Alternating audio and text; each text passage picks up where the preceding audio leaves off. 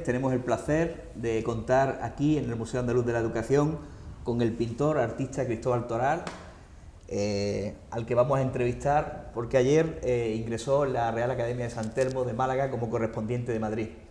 Cristóbal, ¿cómo se encuentra?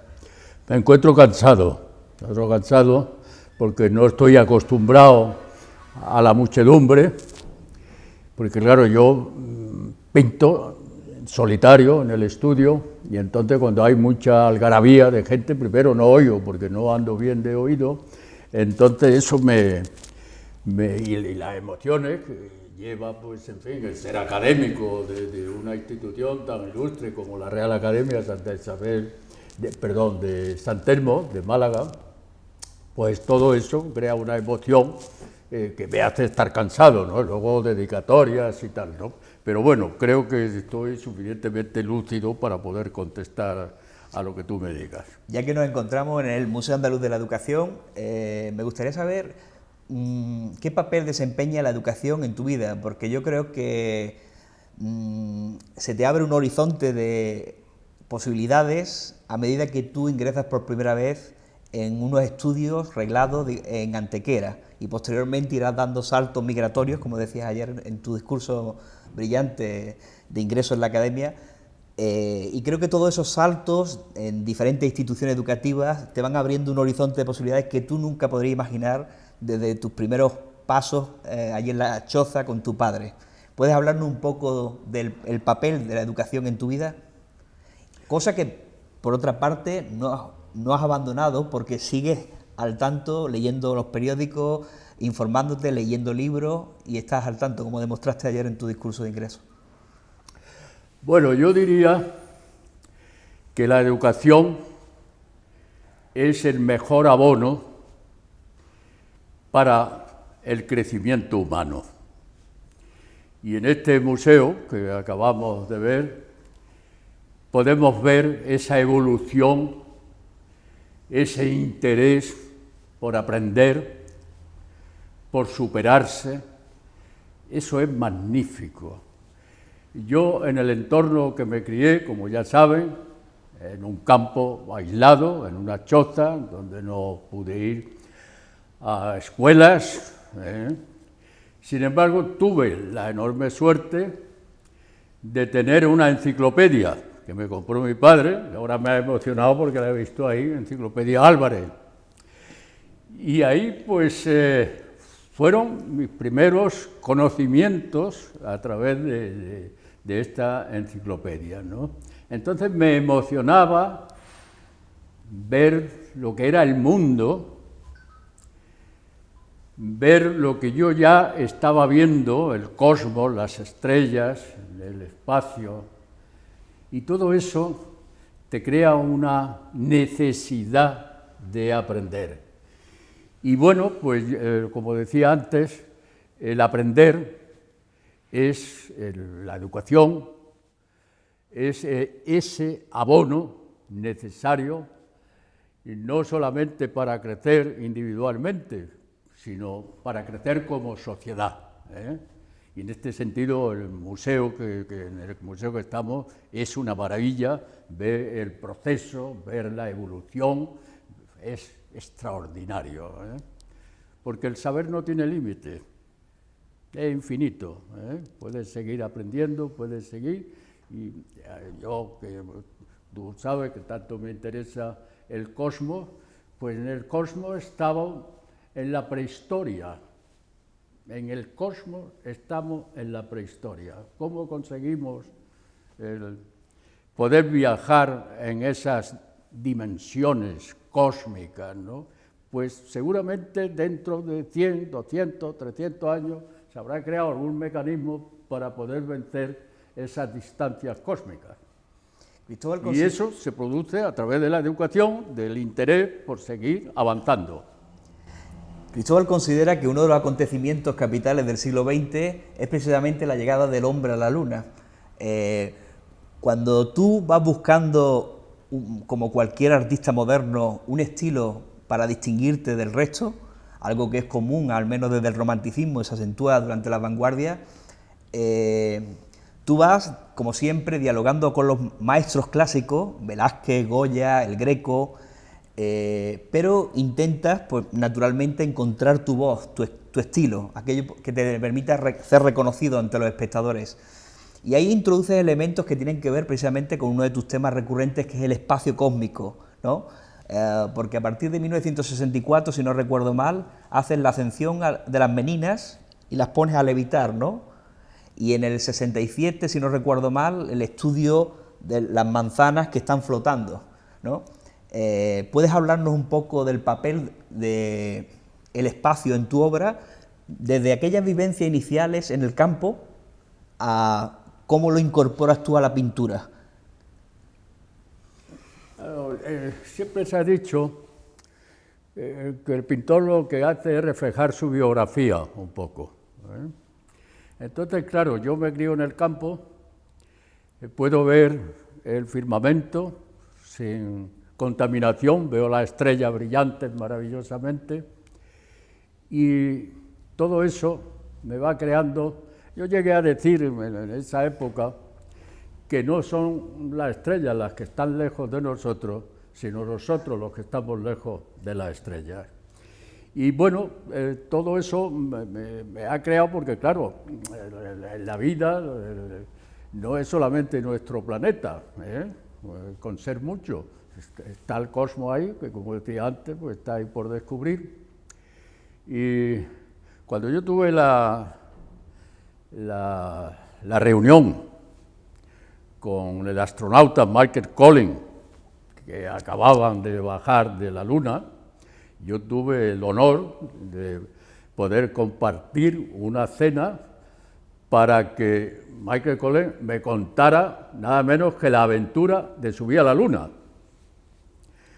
Y en esa conversación, esto fue en Washington, en 1969, en esta conversación yo le dije a Michael, digo, mira, me parece muy bien que hayáis puesto allí la bandera de Estados Unidos, como es lógico, ¿no? Pero teníais que haber puesto una maleta como símbolo del inicio migratorio en el cosmos. Y eso siempre me ha obsesionado, ¿no? Entonces, evidentemente, esas vivencias, junto con la vivencia de vivir en contacto con la naturaleza, ha ido creando, y por otra parte, el independentismo que yo siempre he tenido. No he estado en ningún grupo de artistas.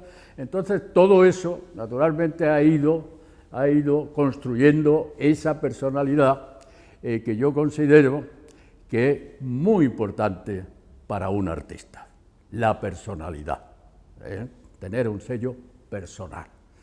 Y entonces, uniéndolo a esta sugerencia que yo le daba a Michael Collins de la maleta, claro, a mí la maleta me emociona porque la maleta es el icono de nuestra época. Y no solamente el icono de nuestra época, sino que es el símbolo de avanzar. Y ahora que estamos en un museo como este, en donde se está viendo el proceso del avance de la cultura, pues la maleta es el inicio del movimiento de ir a algún sitio para superarse a donde se está. Hay un símbolo también de superación, de buscar otros mundos, otros climas, otras posibilidades. Y bueno, pues eso ha hecho que a mí se me distinga por el equipaje, por la maleta, que es, como decía, símbolo de nuestra época. Cuando yo hago la interpretación de la familia Carlos IV de Goya, claro, la familia Carlos IV de Goya, a Goya le estaba posando. Estaban allí los reyes, estaban los príncipes, estaban allí posándole a don Francisco de Goya. Y entonces yo cojo y digo, bueno, pues esta familia, en lugar de estar posando, va a estar viajando. Y entonces, claro, le pongo unas maletas, le pongo tal, y entonces se transforma en una familia que está posando a una familia que está viajando, que está en movimiento. Que, por cierto, cuando yo pinto ese cuadro, hay muchas interpretaciones, porque coincide con la llegada de la monarquía. Y entonces había muchas lecturas y decía, bueno, esto es una llegada de la monarquía o es una huida. Entonces había dos lecturas en ese sentido. Al final se ha demostrado que era una llegada, porque siguen aquí, ¿no? Y bueno, pues en ese mundo de la maleta, junto con el cosmos, la obsesión con el cosmos, y, no hay que olvidarlo, el contacto con la naturaleza. La naturaleza, ahí podemos, los científicos, los artistas, esa es la fuente de enseñanza y de inspiración más importante que tenemos, la naturaleza. Sí, en tu autorretrato tú lo señalabas, que corrigiendo o matizando a André Malraux, que decía que todo arte procede del arte, pero que en realidad señalabas tú en el autorretrato, y lo recordabas ayer en el discurso de ingreso en la Real Academia de San Telmo, la realidad en la que se incluye la naturaleza es todavía una fuente más grande de inspiración, de sabiduría, de conocimiento para los seres humanos. Algo que, por cierto, tal vez se esté perdiendo un poco con las nuevas tecnologías que nos hacen ensimismarnos, ¿no? Como he sabido, la maleta es el símbolo principal de la obra de Cristóbal Toral, también están las manzanas, pero deben haber miles de maletas en las pinturas de Cristóbal Toral, hasta el punto de que un querido amigo suyo, que prologó sus memorias, Mario Vargas Llosa, decía que pocos pintores como Cristóbal Toral, desde orígenes tan humildes, habían llegado tan lejos y habían creado una mitología del éxodo tan rica y tan variada.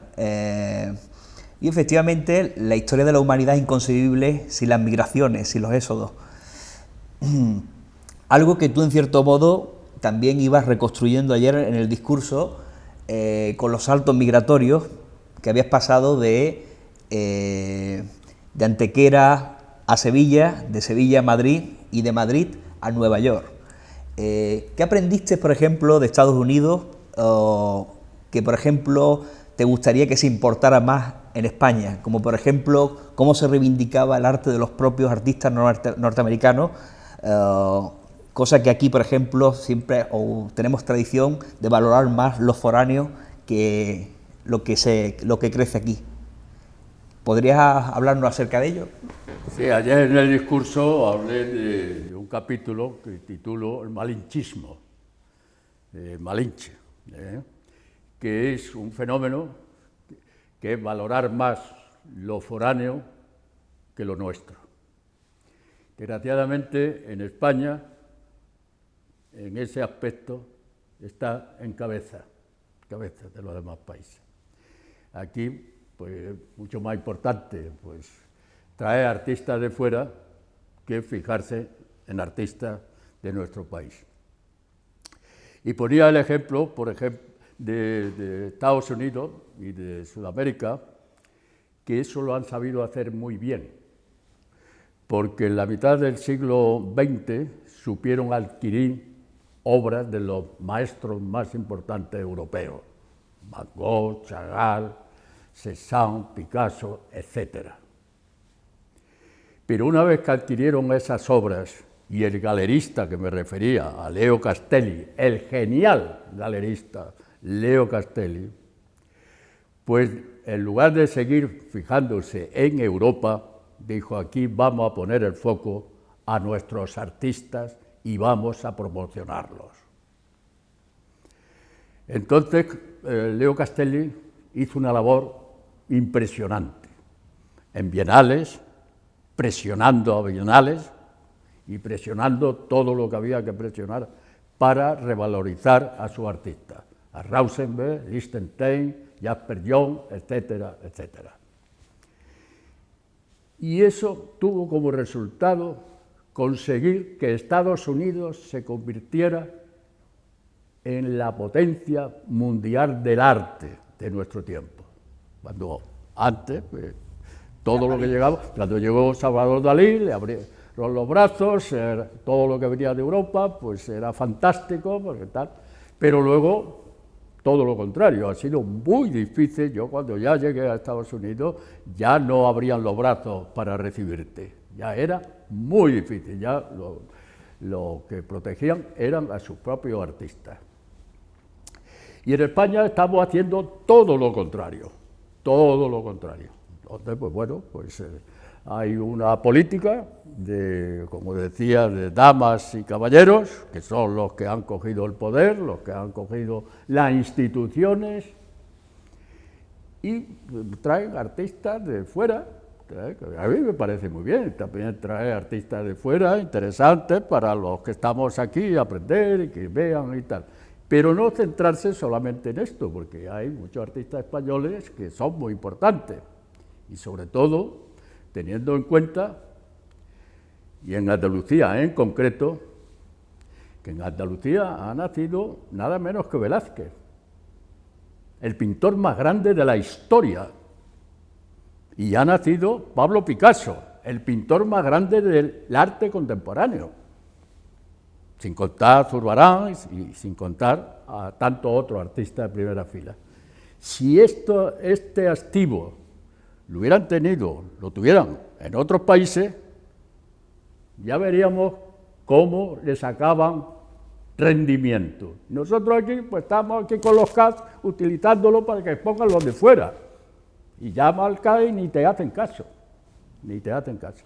Y bueno, pues esa es una política que yo creo que habría que tener en cuenta, estudiarla, para convertir a Andalucía y convertir a nuestro país pues en algo más que en exportar artistas de fuera.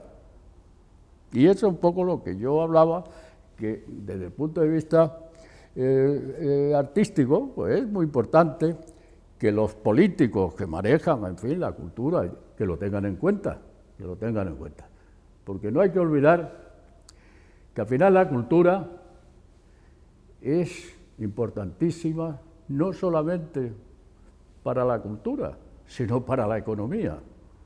Yo siempre pongo el ejemplo de qué sería París sin el Centro Pompidou, sin el Louvre, o qué sería Nueva York sin el MoMA, sin el Metropolitan, etcétera. Entonces, la cultura, fíjate, Bilbao, con el Guggenheim, lo que ha sido el Guggenheim para Bilbao. Entonces, yo creo que habría que dar un toque de atención a los políticos responsables de la cultura, para que enfoquen algunas cosas de forma muy distinta a como la están enfocando. Ayer también recordabas en algún momento una frase que te gusta mucho de otro pintor muy querido en ti, porque si de Velázquez, digamos que has tenido siempre presente no perder de vista el oficio, el dominio del dibujo y el respeto a la figura retratada o imaginada. En Goya creo que tienes en él como aprendizaje, adaptado a tu época, ofrecer un testimonio de nuestro tiempo, de tal manera que tu obra, aunque muchos desde fuera pueden decir, pues las maletas, bueno, las migraciones, que ya de por sí es muy metafórico, muy simbólico, ¿no? Pues ahí está el tema de la soledad, las migraciones, pero además en tu obra aparece pues el terrorismo global, aparece la globalización, aparecen una diversidad de temas de las que tú has ido ofreciendo testimonio, los debates entre seguridad y libertad, la alienación de las personas a través de las instituciones o a través de otras cosas. De Goya, recordabas ayer, Aún aprendo, que era uno de sus últimos dibujos, donde aparecía y decía, aún aprendo, a los 80 y tantos años. Tú ayer lo recordaste, aún aprendo. ¿Qué sigues aprendiendo, Cristóbal? Sí, tú has sugerido en esta pregunta, que es muy importante para un artista, no solamente aprender el oficio, tener personalidad, sino que el artista tiene que ser un intelectual muy completo. El artista tiene, el pintor, me refiero, tiene la ventaja de poder ser libre totalmente. Por ejemplo, el arquitecto está condicionado por los presupuestos, está condicionado por muchas cosas, ¿no? Los periódicos están condicionados por una línea editorial, entonces hay mucho condicionamiento para que la libertad se produzca con toda intensidad. Y los artistas plásticos podemos hacer lo que queramos, ¿no? Entonces, contando con esa extraordinaria libertad que tenemos que ser unos intelectuales preocupados por las circunstancias humanas, por la injusticia y por muchas cosas, ¿eh? A mí me afecta especialmente pues, el drama de las migraciones, el Mediterráneo, la cantidad de pobres migrantes que han muerto en el Mediterráneo, y todo eso yo creo que lo tenemos que reflejar. Tenemos que reflejar ese aspecto humano tan duro y tan difícil, ¿eh? Yo hice un cuadro, me viene ahora a la memoria, de Trump, cuando terminó la legislatura anterior. Yo, en la Casa Blanca, el despacho, ¿vale? Rodeado de equipaje. Trump, como sabemos, muy contrario y muy afín a poner muros, a poner tal y cual, y entonces pues quise un poco vengarme y puse a Trump en el despacho Ovar, pues agobiado de maletas de migrantes, porque una cosa es lo que se diga y otra cosa es la realidad que está por encima de lo que se diga, ¿no? Ese es un aspecto importante en el intelectual, no solamente el aspecto migratorio, sino que hay muchas otras cosas en la vida que también hay que ver y mirar. Yo he dicho en alguna ocasión que la característica principal de la vida, de la existencia, es la variedad. La variedad. Y he puesto siempre como ejemplo los árboles, millones de árboles, millones de hierbas, millones de matorrales, todos verdes y no hay ningún verde igual, ni ninguna hoja igual. ¿Qué diferencia hay de la hoja de un olivo, que es finita, a la hoja de una higuera? Entonces, esa variedad la supo captar muy bien Francisco de Goya. Que Goya pinta esos desastres de la guerra, esos temas tremendos de la humanidad, pero al mismo tiempo pinta la ternura de los niños, pinta la ternura de la condesa. Eso es fantástico, tener esa capacidad de captar la belleza y la variedad de la naturaleza. Eso enriquece al pintor, ¿no? Yo siempre he criticado un poco estos pintores, que son muy buenos desde el punto de vista pues, plástico, pero que yo les llamo decoradores, que empezó con Matisse, haciendo estas cosas y tal, luego ya pues terminan ya haciendo una cosa que va muy bien de color, incluso pintores muy importantes, Haydn, que iba al espacio y entonces adaptaba lo que iba a hacer con respecto al espacio, ¿no? Ahí. Entonces el pintor tiene que ser, en definitiva, un intelectual que sepa captar esa realidad que le rodea. Esa idea precisamente del paso entre el pintor como técnico, como artesano, a artista, puede cifrarse muy bien en Velázquez, precisamente, en Las hilanderas, que viene a decirnos, a mostrarnos que el arte no es cuestión solo de técnica, sino también algo intelectual, y por lo tanto es algo más elevado. Y Las meninas también es una lección de ello. Pero la obra de Cristóbal Toral creo que también es una lección para todos los espectadores y especialmente para los jóvenes, siendo comprometida con el tiempo que vivimos, por los temas que denuncia, nunca ha descuidado la forma, ¿no? Siguiendo la cadena de la tradición, que para ti es fundamental, al mismo tiempo que has procurado ser vanguardista, y eso lo has ofrecido también, siendo sobre todo pintor, pero tocando el ensamblaje, la escultura, las instalaciones y diversidad de técnicas que son propias de las vanguardias. Entonces, ¿podría ofrecerle a los jóvenes, aquí tenemos algunos que quieren estudiar Historia del Arte o Bellas Artes, la importancia del diálogo de la tradición y la vanguardia, de la dialéctica interminable entre no hay vanguardia sino de la tradición y es inseparable, y un poco a la luz de tu obra, porque, por ejemplo, una de las innovaciones de Cristóbal Toral más características y con mucho sentido del humor también son los daprés. Ha mencionado el daprés de la familia Carlos IV, las Meninas, Caronte, es decir, muchos. Y todos estos daprés es un juego de admiración hacia los grandes maestros, diciéndole, oye, pinto como ustedes, pero al mismo tiempo hay un golpe de imaginación que transforma la obra clásica y nos interpela desde el presente a nosotros. En definitiva, ¿puedes hablarnos de la vanguardia, de la tradición, pensando en los jóvenes que van a seguir los caminos del arte? Muy buena pregunta, muy buena pregunta. Se dice que el artista tiene que ser, el intelectual, un testigo de su época. Eso dicho así, no está completo del todo. Ser testigo de tu época significa ser testigo de la historia también. O sea, yo soy testigo como ha pintado Rothko, como ha pintado Bacon, como ha pintado Mondrian, pero también soy testigo como ha pintado Velázquez y como ha pintado Goya y cómo hizo esculturas Pidias.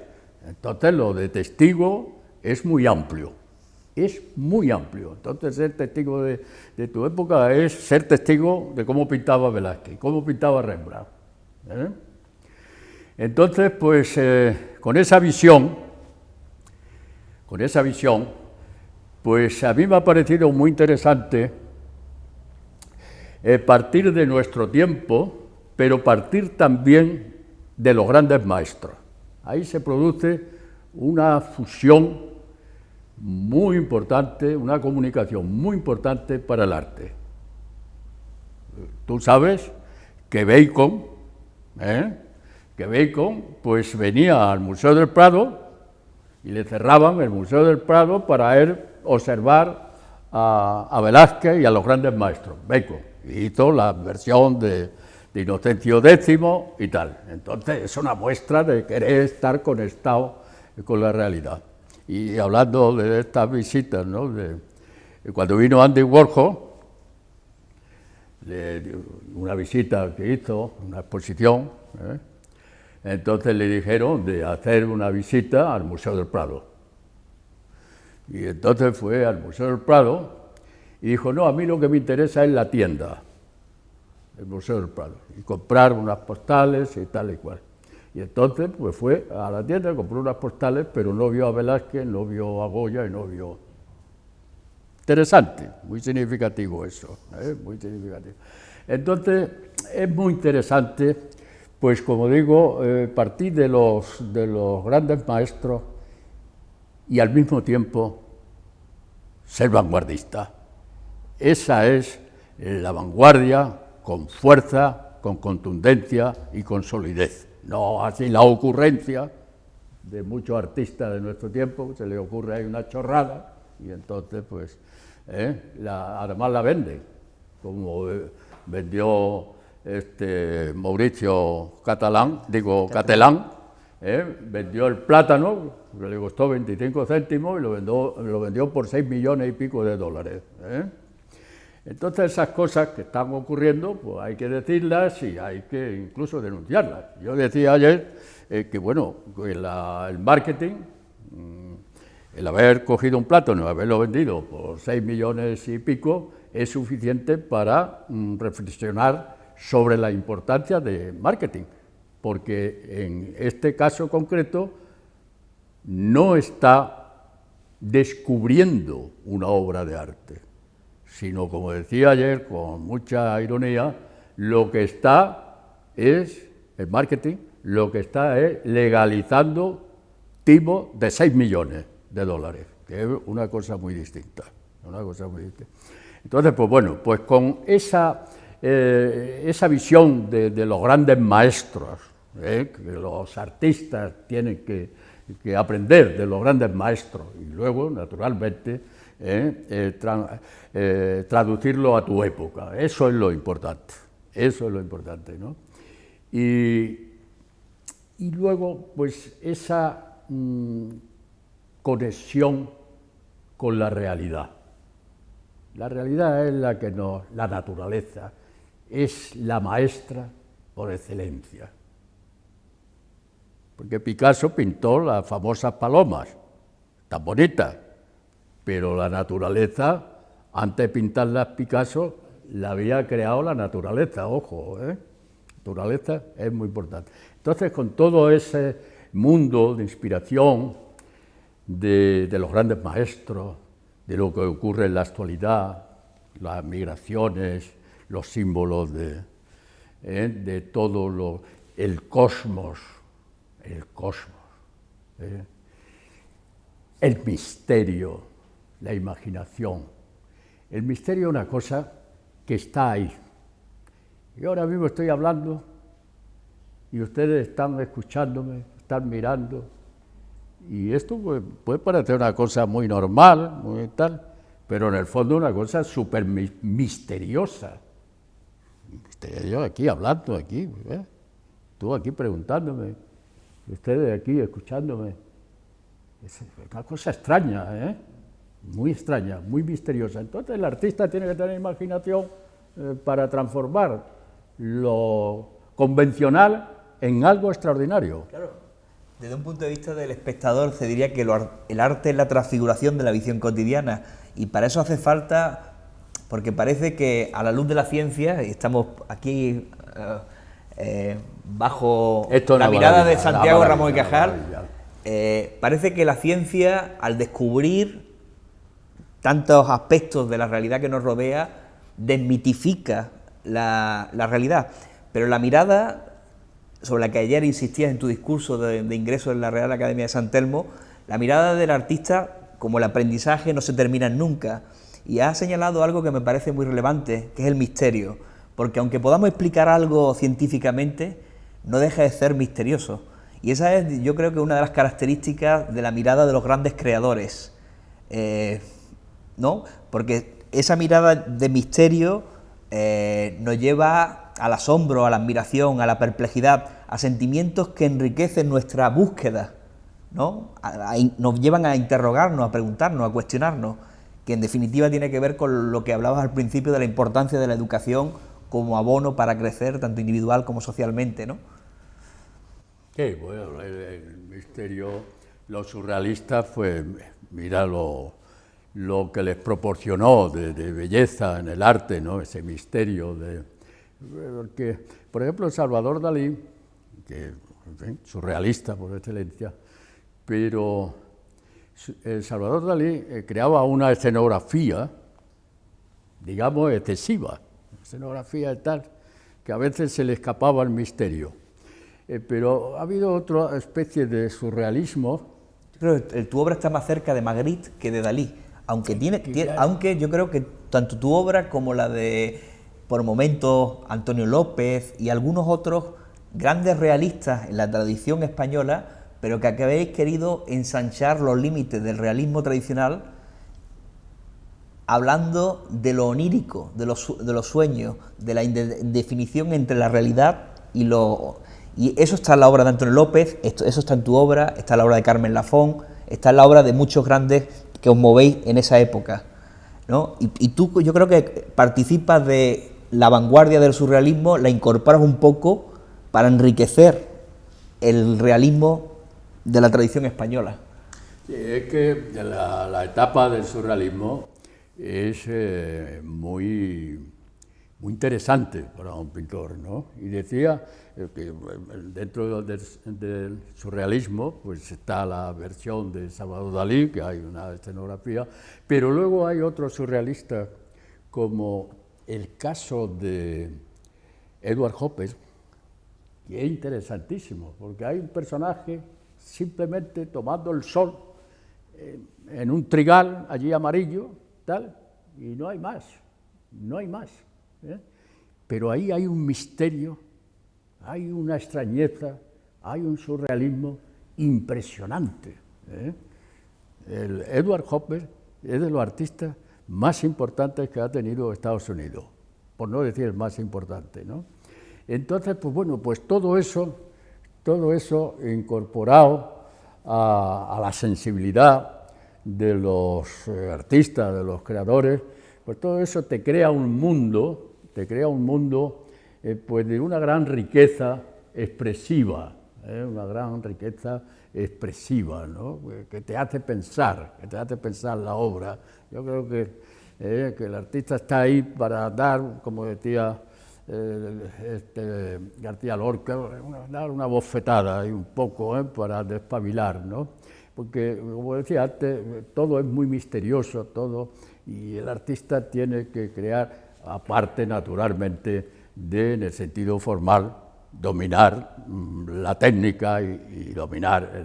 Si no dominas la técnica, dominando la técnica luego puedes hacer lo que quieras.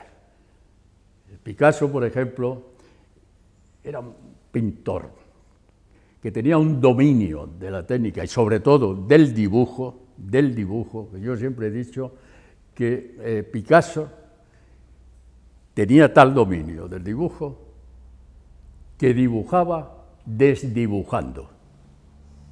Quiero decir, que creaba unas desproporciones, conscientemente, intencionadamente, creaba unas desproporciones, pero dentro de esas desproporciones había una proporción, y para eso hay que tener un dominio del dibujo que solo lo tenía Picasso.